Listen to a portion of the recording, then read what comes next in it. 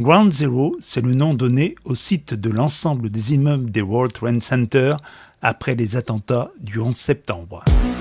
D'abord, un peu de technique et de rappel des événements.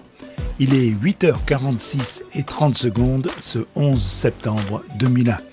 Un avion de l'American Airlines s'explose entre les 93 et 99e étages de la tour nord. Comme nous l'avons vu dans la présentation, le cœur de la tour est touché et la tour s'écroulera sur elle-même 102 minutes après.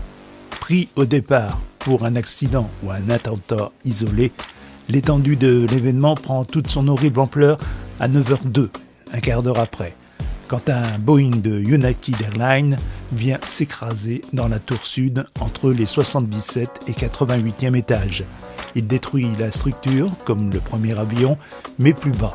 Le poids des étages au-dessus de l'impact est plus important, et ce n'est que 56 minutes après que la tour s'effondre devant le monde entier qui suit le drame à la télévision. À la place des tours, c'est 1,6 million de tonnes de gravats, de restes humains, de documents papier, d'aménagements de bureaux qui font des montagnes fumantes pendant 99 jours. Il fallut 8 mois par 40 000 personnes pour nettoyer le site. Il fallait remettre à zéro l'ensemble des bâtiments sur le site des World Trade Center. Les tours 1 et 2 étaient détruites, mais également la 6, World Trade Center, qui fut écrasée sous les restes de la tour nord. La 7, World Trade Center, tour de 47 étages et de 186 mètres de hauteur, juste derrière les tours jumelles, fut apparemment épargnée, mais elle s'effondra à 17h20, bien après avoir été vidée de ses occupants par les pompiers.